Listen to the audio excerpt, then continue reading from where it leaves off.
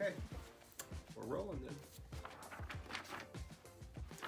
Welcome to the Cannabis Industry Lawyer, where I explain the marijuana laws so that you can change them. And today we've got great news on hemp legalization. A joint session of... one of my pet peeves is anytime in explaining cannabis, media, anything like that, they always use silly cannabis puns like the marijuana industry is blossoming or a budding industry. Marijuana is a budding industry. That's a good one. Or, marijuana crop goes up in smoke. I mean, the headlines are very often just mostly veiled insults. I'm going to probably trail some of my favorites in a ticker below. But huge news in a joint sponsored bill, sorry about the pun, between Chuck Schumer and Mitch McConnell out of Kentucky, the 2018 Hemp Farming Act, a great bill. If you stick around to the end, I'm going to tell you how to reach out and contact your two senators and tell them to vote yes on Hemp Farming Act 2018. But what does it do? Well, the top 4 takeaways of the hemp farming bill are: first, it removes hemp from Schedule 1 under the Controlled Substances Act. That's right, there is an industrial crop that has like no THC in it, right alongside heroin and LSD and marijuana, by the way, in the Controlled Substances Act. Isn't that kind of strange that it's right there, treated as if it's marijuana even though it's not marijuana or cannabis? Number 2, it empowers states to regulate hemp how they see fit. I wonder if this is foreshadowing for what Chuck Schumer has been hinting at that he's going to bring into the Senate, and that is a descheduling bill for marijuana. Hopefully the Hemp Farming Act of 2018 is not this bill that he was hinting at. However, it did come out after he hinted at it, so perhaps it was. But the important thing is getting hemp out of Schedule 1 under the Controlled Substances Act and letting states regulate it. Maybe with the Hemp Farming Act, they're laying the foundation to a law that will actually get passed when there's not a Republican holding the White House, because you can't just deschedule marijuana and then expect Donald Trump to sign it, but maybe you can do that with hemp.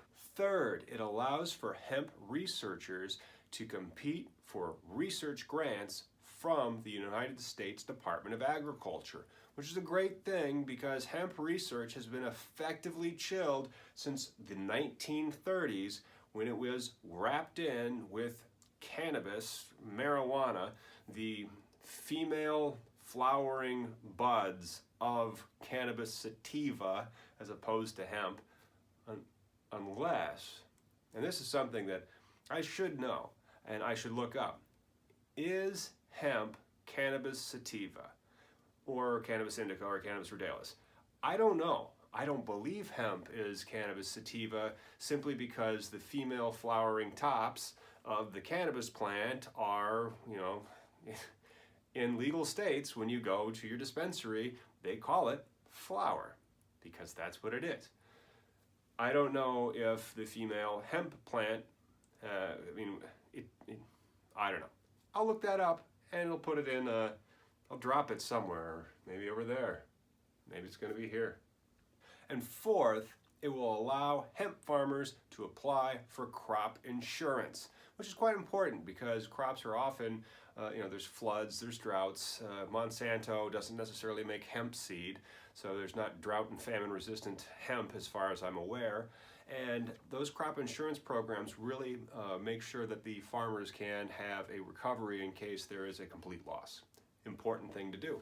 So those are the big 4 takeaways of the Hemp Farming Act of 2018. It's a pretty good bill. You should support it. I should support it. The American people should support it. And what does Chuck Schumer have to say about the bill? He says the federal government made a mistake when they labeled hemp as a controlled substance, putting it on par with dangerous substances like heroin. In reality, industrial hemp is an oyster with a pearl of opportunities that can mean millions in economic revenue while also helping to support new local jobs in Sullivan, Orange, and Ulster counties.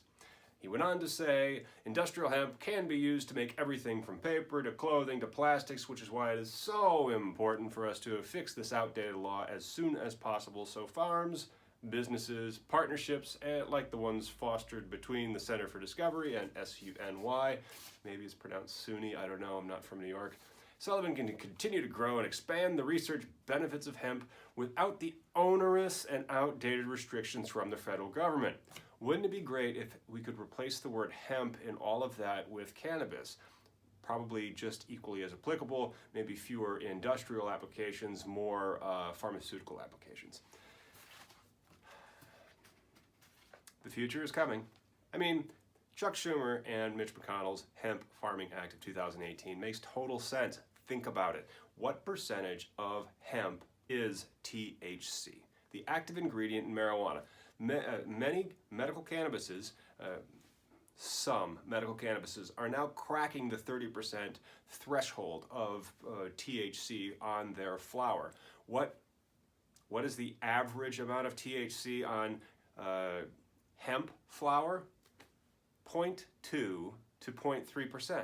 That's right. It is 99.8 to 99.7% not THC, but yet, since the 1930s, it has been just as banned as regular cannabis. And since 1971, when the Controlled Substances Act became effective in May of 1971, it was also included as a Schedule I substance right along marijuana. What is the legal reason why hemp remains in Schedule I to this day? Well, I haven't researched it in a while, but back when I was researching the book, I did come across it and I thought it was pretty pathetic. Now, I'm not sure what you think of law enforcement officers. However, you're probably about like 5 minutes deep into the cannabis industry lawyer's analysis of the Hemp Farming Act of 2018, so I'm assuming that you probably are pro-legalization. And historically, sheriff's associations and police associations have been prohibition supporters. Many of the reasons have to do with finances. You may not have the most sterling opinion of America's law enforcement simply because of the cannabis issue.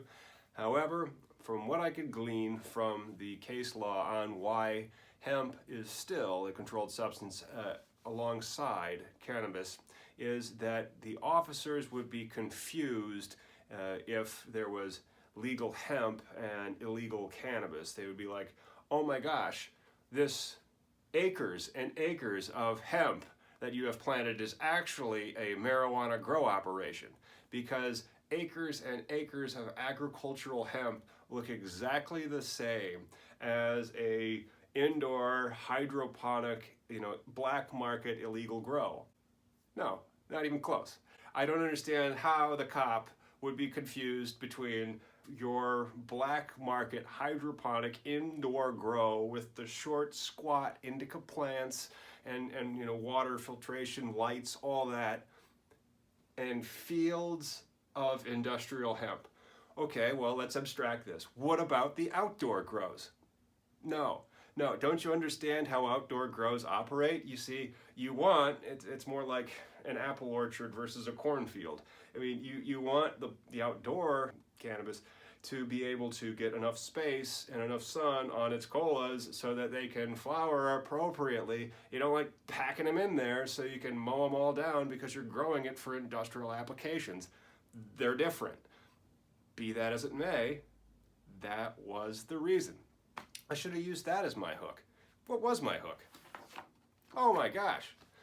The hook for this episode, and thank you very much for sticking around until the end of another episode of A Cannabis Industry Lawyer. And if this is your first time joining us and you're enjoying the content, I hope that you give us a thumbs up and click subscribe. If you have any questions about the legal cannabis industry, please leave them in the comments. And here is how you can right now influence your 2 senators to support the Hemp Farming Act of 2018. It's the Congressional Switchboard. I've developed software on lobbying, more on that later. One of the most effective ways to do it is to actually call up the people who represent you and tell them what you want them to do. It's not a republic unless you tell your representatives what to do. So please pick up the phone and dial 202-224-3121. Again, 202-224-3121.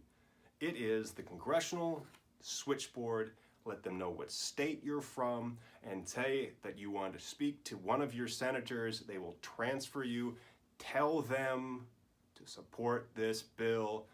Call back at 202-224-3121. Say you want to speak to your other senator and tell them to support the 2018 Hemp Farming Bill. Thank you very much for joining us on the Cannabis Industry Lawyer. The easiest and quickest way to get in touch with me is probably, I'm switching law firms, by the way. I'll tell you what law firm I'm at later. Quite excited about it. For right now, I'm running all my all this stuff through my tech company, tom@stumari.co. If you have any questions, hope to hear from you. Until next time, Cannabis Industry Lawyer, explaining the marijuana laws so that you can change them. See you next time.